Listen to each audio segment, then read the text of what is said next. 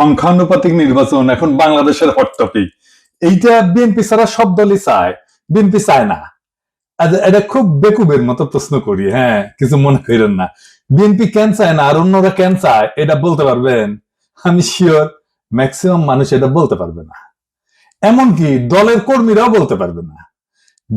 আমার এটা বোঝার জন্য মেলা পড়াশোনা করা লাগছে। যাই হোক, বিএনপি জামাত দুই দলকেই বলতেছি, এটা হইতেছে সেই কারিশমা কাপুর কি হেরিটেজের আপনি নায়িকার ছবি দিলেন কেন? আমি কি নায়িকার নাম বলছি নাকি? হ্যাঁ, ও আচ্ছা, সারাক্ষণ ইন্ডিয়ান নায়িকা মাথায় ঘুরে তো, তাই মাঝে মধ্যে মুখ থেকে ফসাদ করে বের হয়ে যায়। আমি এত করে কইলাম প্রফেসর ইউনূসকে যে এটা ইন্ডিয়ান নায়িকা বিষয়ক মন্ত্রণালয় ব্যানে হামাক তার উপদেষ্টা বানান, উনি আমার কথা রাখলেন না, উনি রাখলেন ভুট্টো সাহেবের কথা। যাই হোক, আলাপে আসি। এটা হইতেছে বয়ান তৈরির, ন্যারেটিভ তৈরির সেই কারিশমা। দুঃখজনক ভাবে এটাই আপনারা ফেল, লাড্ডা গোড্ডা। পাবলিকে হয় আপনার কথা শুনে না বা বুঝাবার পারেন না। এই আলাপটা উঠেছিল গত বছর অগাস্টের শেষ দিকে, হাসিনা পলানোর পরপর। সেই সময় আমি একটা ভিডিও বানিয়েছিলাম, এই যে এটা আপনারা জানেন, আমি তীব্রভাবে জামাতের সমালোচনা করেছিলাম। আমাকে জামাতের আমিন ফোন দিচ্ছেন, ফোন দিয়ে কইলেন দুঃখ করিয়া যে দাদা আপনি আমাদের ইন্ডিয়ার দালাল বানাই দিলেন। আমি বলছিলাম যে শহীদ ভাই, আপনারা মাঝে মাঝে এমন ভুল করেন যে মনে হয় আপনারা স্লিপ ওয়াকিং করিচ্ছেন। স্লিপ ওয়াকিং মানে বুঝেন তো, যে ঘুমের মধ্যে হাঁটে, সেগুলো চেতন নাই, অচেতন অবস্থায় হাঁটিচ্ছে, তো সেভাবে হাঁটে। তা আপনারা ঘুমের মধ্যে হাঁটিচ্ছেন, আপনাদের আঘাত না করলে তো ঘুম ভাঙবি না, তাই না? যাই হোক, আজকে আমরা দেখব আসলে এই পদ্ধতি বাংলাদেশের জন্য ভালো হবে কি, রাজনৈতিক দলগুলো কি বুঝে চাইতেছে আর কি বুঝে বিরোধিতা করছে। আসেন সেটা আমরা একসাথে বুঝে দেখি। আমার আগে ভিডিও থেকে দেখে আসি। আসেন, এই সংখ্যানুপাতিক নির্বাচন বিষয়টাকে আমি কইছিলাম, হ্যাঁ, জামাত 10 দফা প্রস্তাব দিচ্ছে, ভালো কথা, কিন্তু এটার মধ্যে একটা খুব ইন্টারেস্টিং দফা আছে, তা হইতেছে সংখ্যানুপাতিক নির্বাচন। এটার মানে কি জানেন? মানে হইতেছে ধরেন আপনার আসনে মোট ভোট 10 লাখ, মানে মোট ভোটার আর কি। তো ইলেকশন হইলো বিএনপি পেলো 5 লাখ, জামাত পেলো 3 লাখ। এখন আবার জামাত বলবে আমাদের কম ভোট দিলেন কেন? যাই হোক, এটা হিসাবের জন্য আর কি। আওয়ামী লীগ পেলো ধরেন 1 খান ভোট, তাও চূড়ান্ত গণনা ক্যান্সেল হয়ে গেল, হ্যাঁ, তো জিতবে তো বিএনপি, তাই না? তো এখন যে জামাত যে 3 লাখ ভোট পেলো, এটা তো পুরাই লস জামাতের জন্য। সে বলতেছে না, 300 আসনে যত ভোট পড়বে সেই ভোট, মোট ভোটের যত শতাংশ, 300 আসনের তত শতাংশ সিট তারে দিতে হবে। তার মানে কোন সিটে আলাদাভাবে যারা জিততেছে না, তারা যদি সব মিলায় 1% ভোটও পায়, তাইলে তারা 3টে সিট পাবে, বুঝছাও? যদি 0.5% পায়, তাইলেও একটা সিট অন্তত পাবে। ছোট দলের জন্য খারাপ না, সিট বাড়ে এতে। ইউরোপের অনেক দেশে সিস্টেম আছে। তাই ন্যাশনাল পলিটিক্সে ছোট দলের একটা ভয়েস আছে, তাহলে তো ভালোই, তাই না? পশ্চিমে তো অনেক কিছুই আছে রাজনীতিতে, তাই না? আমরা জানি পশ্চিমে সেকুলারিজম আনিছি আমরা, আছে তো, আনিনিকা। পশ্চিমে এলজিবিটি কিউ রাইটস এর ইস্যু আছে, আমাদের দেশের লোকেরা মেনে নিবে। পশ্চিমে মদ খাওয়া, জুয়া, ক্যাসিনো মেনে নিবে, আমাদের দেশে মেনে নিবে না। তার মানে পশ্চিমে আছে, এটা কোনো সাফাই হইতে পারে না। হ্যাঁ, ছোট দলের জন্য এটা ভালো। তা জামাত কি ছোট দল নাকি? মনে করিছে যে চিরজীবন সে ছোট দল থাকবে। ওই যে আছে না সেকেন্ড ডিভিশনে খেলা, ওই চিরজীবন সেকেন্ড ডিভিশনে খেলবি জামাত। আজ আমরা দেখবো যে এই ইস্যুটা আমাদের গ্রহণ করা উচিত কিনা, করলে কেন উচিত, না করলে কেন উচিত না। তো শুনলেন তো, এখানে আর একটা বিষয় যুক্ত করা দরকার, তাইতেছে এই সংখ্যানুপাতিক নির্বাচন আপনি ক্যান্ডিডেটকে ভোট দেন না, আপনি মার্কাক ভোট দেন, মার্কাত ছাপ্পা দেন। ক্যান্ডিডেট যায় কইতো আমাক ভোট দিলে আমি আপনার ব্রিজ ভেঙে দেবো, টুকু আমি আমাক ভোট দিলে আমি আপনার ব্রিজ বেনে দেবো, এটা কবে না, কবে আমার দল ক্ষমতাতে আসলে ব্রিজ ভেঙে দিবি, টুকু ব্রিজ বেনে দিবি, বুঝাও? তো এখন এই পদ্ধতি কেন দলগুলা চায় আমি কোনো অনুমান করব না, আমি ওনাদের দলীয় ডকুমেন্ট থেকে দেখাই দিব। আমি সব দলেরটা দেখাইতেছি না, আমি জামাতেরটা দেখাই, কারণ জামাতি এই সংখ্যানুপাতিক নির্বাচন চাওয়া সবচেয়ে বড় দল। তারা কি বলে এই দাবির পক্ষে আর্গুমেন্ট হিসেবে? আসেন সেটা একটু বুঝে দেখি। জামাতের সাবেক আমির গোলাম আজম সাহেব এই বইটা লেখেন 2005 সালে, সংখ্যানুপাতিক নির্বাচন নিয়ে। এখানে জামাতের সব আর্গুমেন্ট লেখা আছে। এছাড়াও আরো কিছু ইন্টারেস্টিং কথা আছে, পড়তে পড়তে পাইলাম, সেগুলো নোক্তা দিয়ে রাখবো, আর সম্ভব হলে আলাপ করব। ওনারা পটভূমিতে 3 নম্বর প্যারাত লিখেছেন, এডিটর সাহেব দেখান, সিপি ভিউ চাইছে, এটা ওনারা আনন্দে পারলে নৃত্য করেন। সিপি ভিউ চাইছে, কথা কইছে আনন্দের আর সীমা নাই। হ্যাঁ, আরে সিপি ভিউ চাইলে তো এটা আপনাদের জন্য হারাম হওয়া উচিত। তা না, ওনার প্রগতিশীল কুরকুরানি উঠেছে, সিপিবি চাইছে, ওনারা লাভ দিয়ে উঠেছে।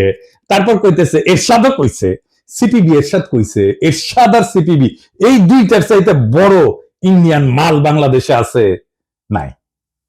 তো এরশাদ আর সিপিবি একসাথে যেটা চায়, এটা যে ইন্ডিয়ার পলিসি, এটা বুঝেন না। তো তাল তলায় গেছে, এই সহজ সমীকরণ বুঝেন না।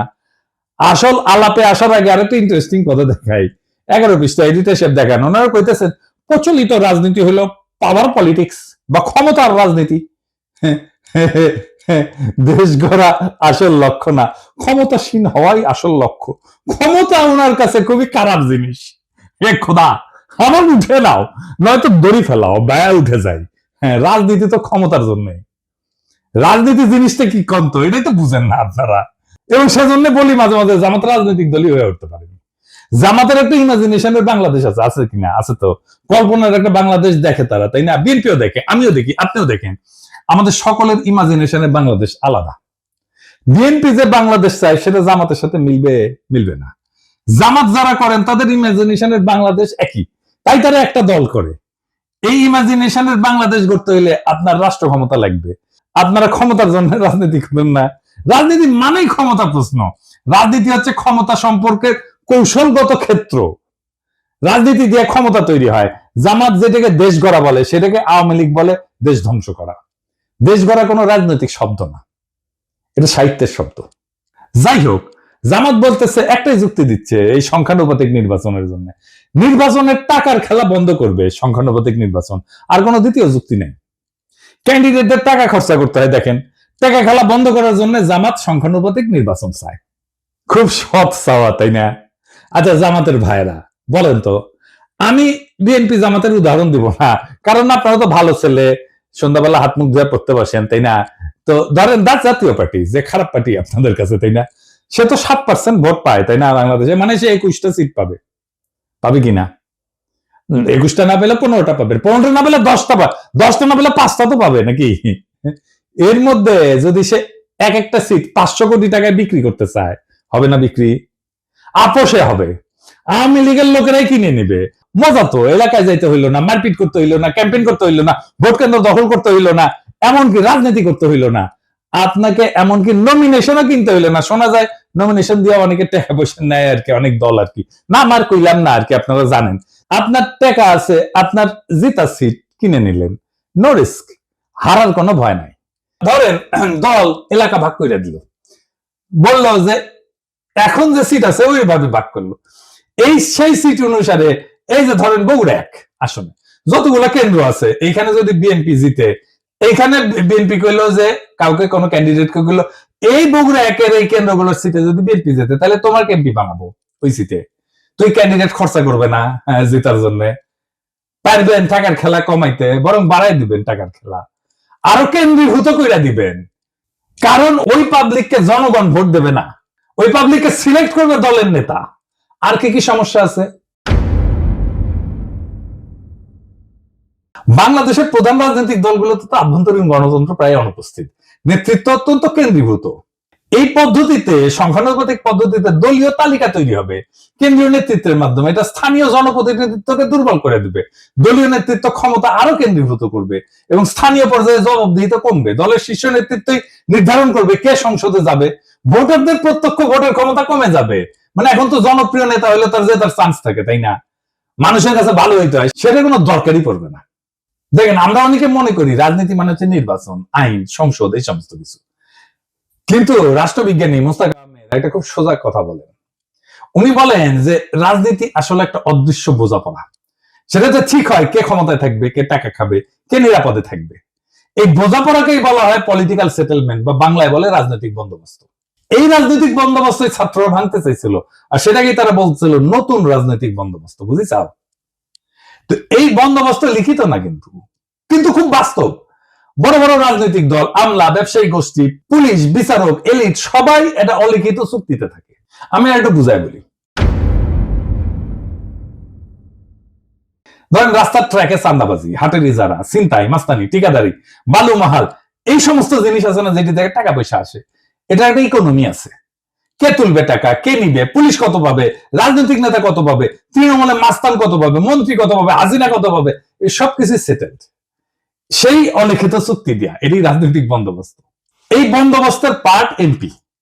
সে খরচা করে, মাস্তান পালে, কর্মী পালে, পুলিশের সাথে যোগাযোগ রাখে, উকিলের সাথে যোগাযোগ রাখে, স্থানীয় মাফিয়ার উপরে, আন্ডারওয়ার্ল্ডের উপরে নিয়ন্ত্রণ রাখে।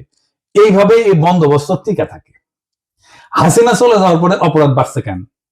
কারণ এই আন্ডারওয়ার্ল্ডের উপরে যাদের কার্যকর নিয়ন্ত্রণ ছিল তারা নাই হয়ে গেছে। এখন কেউ সেইভাবে কন্ট্রোল করে না, তাই এরা নিয়ন্ত্রণহীনভাবে যা খুশি করতেছে। এইটা ল অ্যান্ড অর্ডারের বিষয় না, এটা সেই অলিখিত চুক্তি ভেঙে যাওয়ার পরিণতি।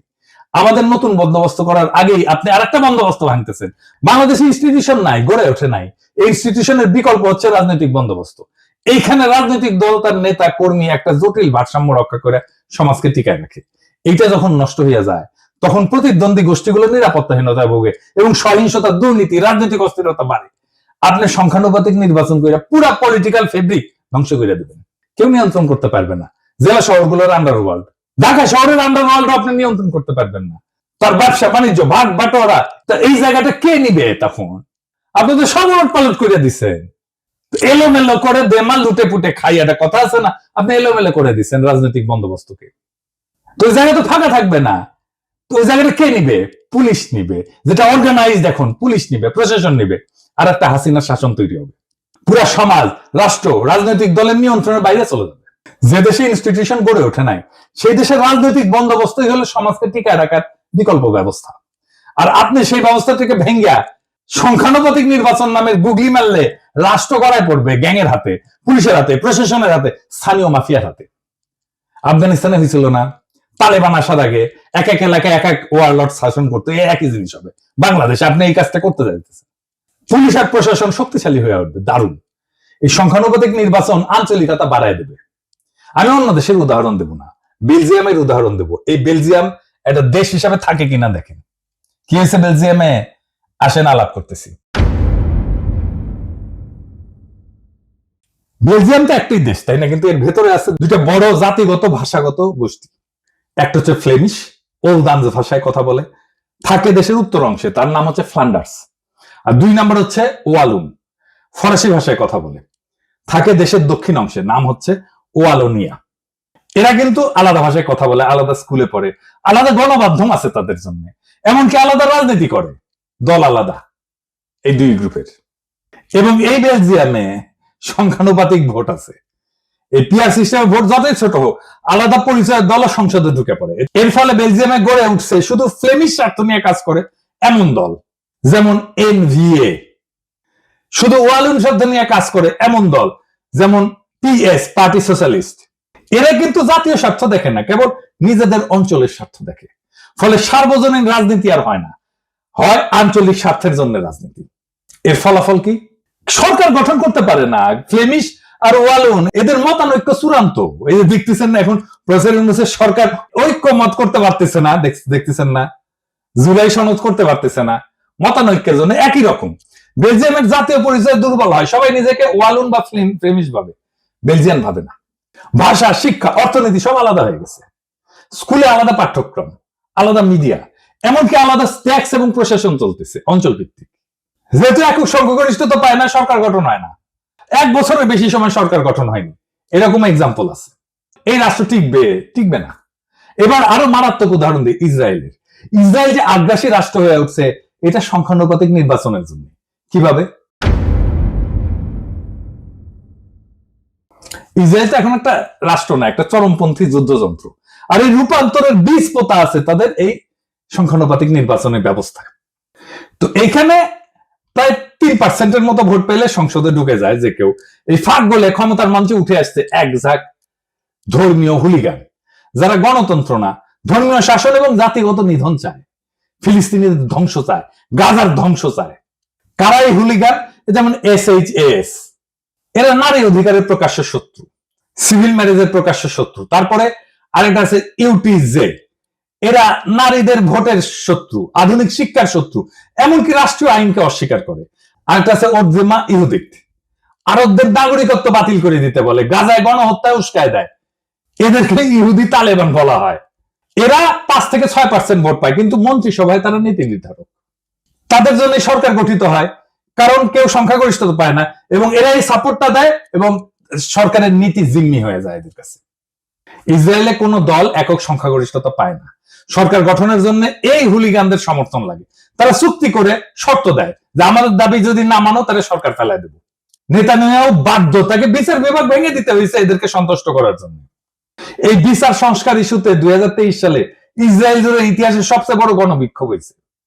এই এদেরই নেতা এই বেন গাভির আল-আকসায় যায় বলছে আরবদের সরাও, এটা আমাদের।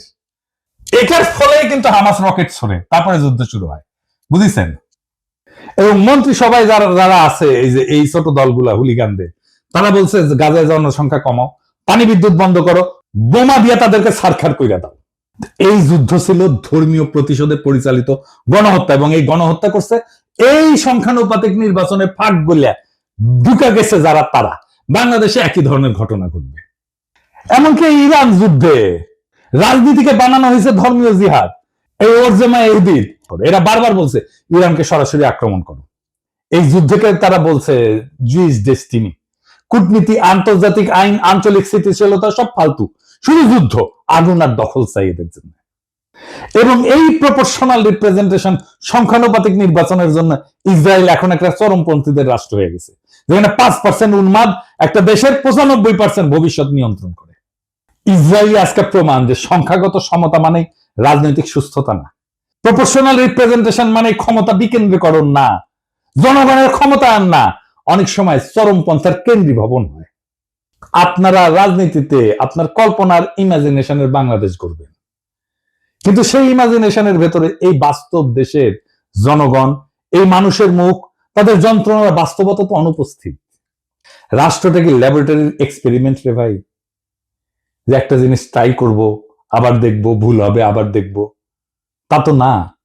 ইসরায়েলের মতো রাষ্ট্র চরমপন্থার হাতে কুক্ষিগত হয়ে গেছে এই সিস্টেমের কারণে। বেলজিয়ামের মতো রাষ্ট্র বিভক্ত হয়ে যাইতেছে ভাষার দাঙ্গায়। বাংলাদেশকে নিয়ে কি সেই পথে হাঁটতে চান? আমরা কি দেখতে যাচ্ছি? এমন একটা দেশ যেখানে ভোটার থাকবে কিন্তু কোনো প্রতিনিধিত্ব থাকবে না, যেখানে রাজনীতি থাকবে কিন্তু রাষ্ট্র থাকবে না, যেখানে রাষ্ট্রের নিয়ন্ত্রণ থাকবে স্থানীয় গ্যাং, পুলিশ আর প্রশাসনের হাতে। শক্তিশালী ইনস্টিটিউশন না গড়ে ওঠায় যে রাষ্ট্রের প্রত্যেকটা জেলা এখনো একটা রাজনৈতিক বন্দোবস্তের মধ্যে টিকে আছে, এই প্রপোর্শনাল রিপ্রেজেন্টেশন সংখ্যানুপাতিক নির্বাচন আইসা সেই সামাজিক ভারসাম্য ধ্বংস করে দেবে, রাজনৈতিক ভারসাম্য ধ্বংস করে দেবে। নতুন কিছু গড়ার আগে পুরোনোটাকে ভেঙে ফেলতে চাইলে দায়িত্ব তো আপনার রে ভাই। কিন্তু যদি আপনি না জানেন কি ভাঙতেছেন, তাহলে আপনি তো স্থপতি না, আপনি তো ধ্বংসের কারিগর। বাংলাদেশ আজ এক ক্রসরোডে দাঁড়ায় আছে। কিছু দলের ভুল সিদ্ধান্ত, কিছু বুদ্ধিজীবীর নির্বোধ গুগলি আর কিছু বিদেশি থিঙ্ক ট্যাঙ্কের ঠাইসা দেওয়া এক্সপেরিমেন্ট, এসব মিলে আজ রাষ্ট্র এক ভয়ঙ্কর জুয়া খেলায় ঢুকে পড়ছে। একটা দেশ যেটা গণতন্ত্র ছিল ভঙ্গুর, আইনের শাসন ছিল কাগুজে, সেই দেশে আপনি যদি রাজনৈতিক বন্দোবস্ত না রেখা এই সংখ্যানুপাতিক নির্বাচনের সিস্টেম চাপায় দেন, তাহলে ওরা গড়ে উঠবে তা গণতন্ত্র না, তা হবে পলিটিক্যাল মাফিয়ার এনক্লেভ। আর মানুষ শুধু ব্যালটের সেরা কাগজ হয়ে থাকবে। আমরা কি একটা রক্তাক্ত বিপ্লবের পরে এমন একটা পরিণতি চাইছিলাম? বিচারের ভার আজকে আপনাদের উপরে দিলাম। এই দেশ ধ্বংস কইরেন না, এই দেশ ধ্বংস হয়ে যাবে যদি আপনাদের বিবেচনাবোধ অন্ধকার হয়ে যায়, আপনাদের জাজমেন্ট যদি ক্লাউডেড হয়ে যায়। সেই রাস্তায় আমরা হাঁটতে চাই না, আমরা বিপ্লবের রাস্তাতে হাঁটতে চাই। বিপ্লবকে পরিপূর্ণভাবে বিজয়ী কইরা বাংলাদেশকে একটা নতুন রাষ্ট্র করতে চাই। ইনকিলাব জিন্দাবাদ।